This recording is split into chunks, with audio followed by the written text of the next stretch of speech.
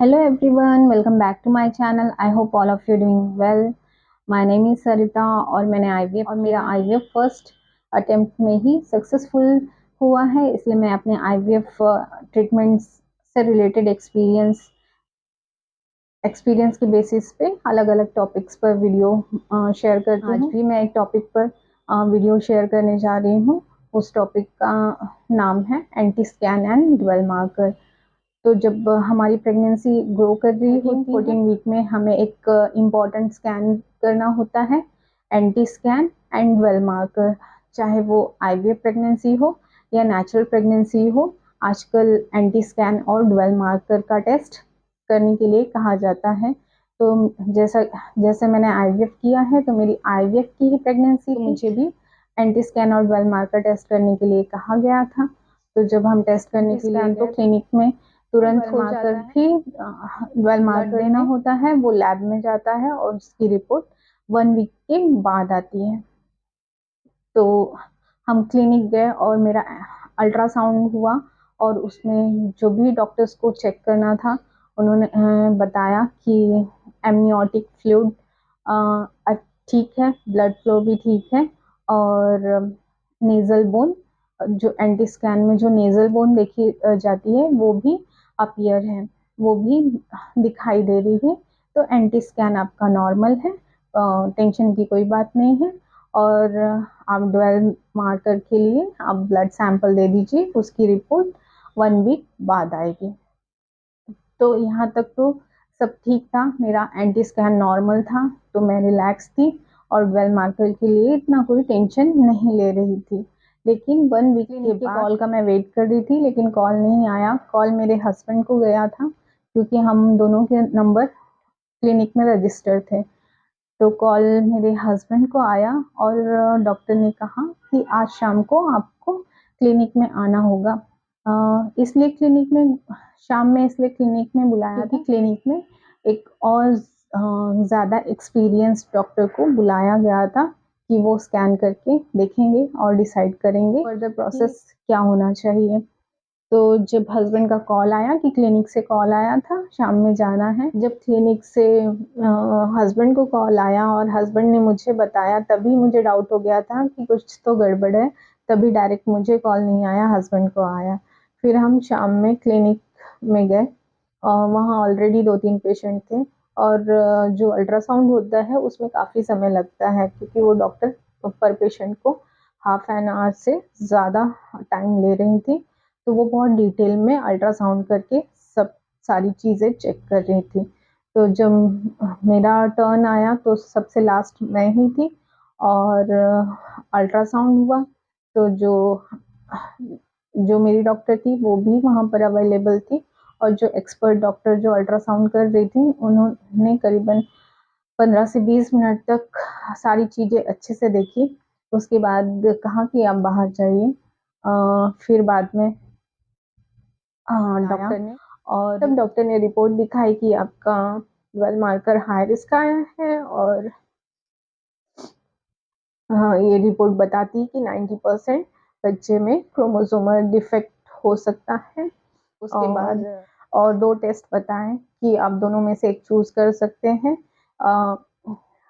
Confirm करने के लिए कि बेबी में क्रोमोसोम से रिलेटेड जो भी डिफेक्ट है या नहीं है। जो एक एमनियोसिंथेसिस नाम का टेस्ट 100% कंफर्म रिजल्ट आता है कि बच्चे में कोई क्रोमोसोमल डिफेक्ट है या नहीं। दूसरा टेस्ट था NIPT, जिसमें ब्लड सैंपल देना होता है और वो कहीं बाहर लैब में भेजते हैं और उसकी रिपोर्ट आने में काफ़ी समय लगता है, 20 से 21 दिन लगते हैं और मेरे केस में तो और ज़्यादा टाइम लगा था रिपोर्ट आने में। तो हमें 2 टेस्ट बताए थे कि आप या तो एमनियोसिंथेसिस कर सकते हो ये चीज़ कंफर्म करने के लिए, या तो NIPT कर सकते हो और ये हम पर छोड़ दिया था।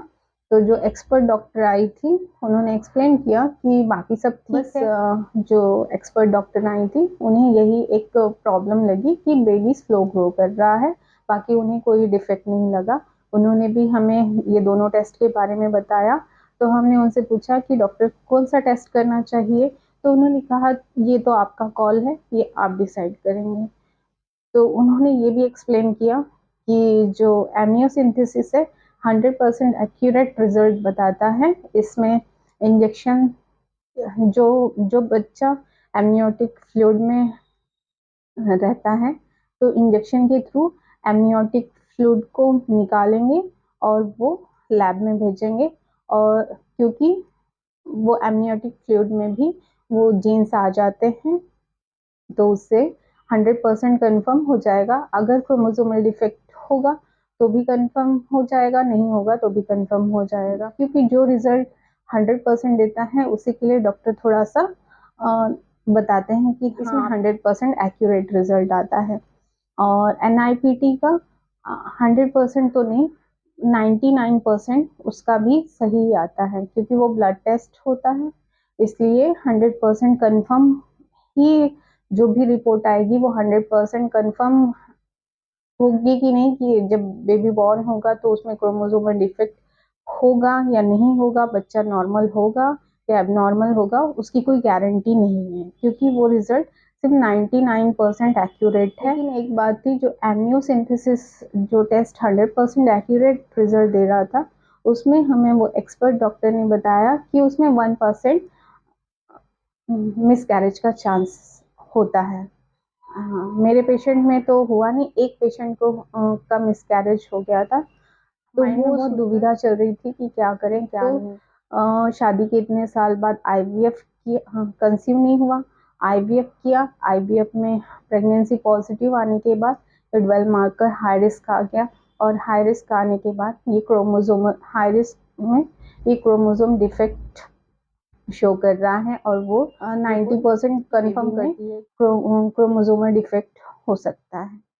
तो हमने वहाँ क्लिनिक में सोचा कि एमनियोसिंथेसिस कर लेते हैं।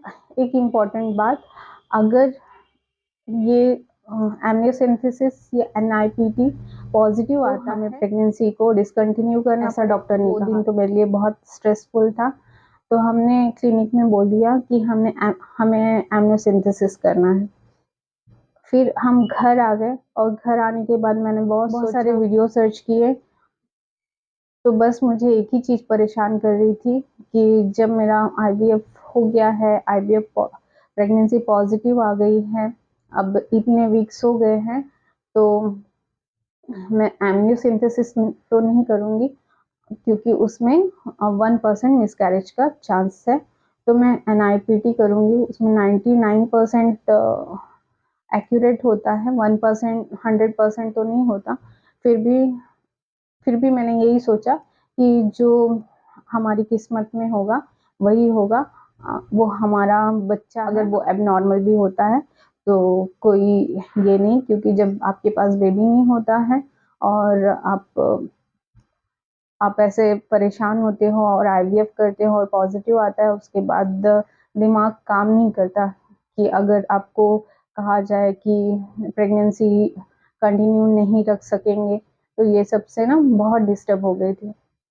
तो उसके बाद हमने डिसाइड कर लिए, क्लिनिक में फ़ोन किया कि हमें NIPT करना है। तो उन्होंने कहा ठीक है, आप आइए और ब्लड सैंपल दे दीजिए। ब्लड सैंपल दे दिया, और वो दूसरे लैब में, कोई दूसरे सिटी में टेस्टिंग के लिए जाता है, और उसकी रिपोर्ट आने में काफ़ी समय लगता है। वो समय भी बहुत बुरी तरह से बीता।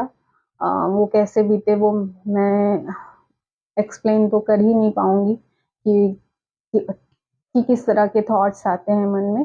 लेकिन जब मेरा NIPT की रिपोर्ट आई तो वो निगेटिव आई थी। मेरा 12 मार्कर टेस्ट हाई रिस्क आया था, उसको कंफर्म करने के लिए मैंने NIPT चूज़ किया। NIPT मेरा निगेटिव आया। उसके बाद मेरी प्रेगनेंसी कंटिन्यू रही, और बाद में मुझे बेबी हुआ, और वो प्री टर्म था, प्री मैच्योर था, लेकिन आज वो एक अच्छी हेल्दी बेबी है, उसमें कोई डिफेक्ट नहीं है। NIPT किया था, एमनियोसिंथेसिस नहीं किया था, बिकॉज ऑफ वो जो 1% का मिसकैरेज का रिस्क बताया था, इसकी वजह से मैंने NIPT चूज़ किया था।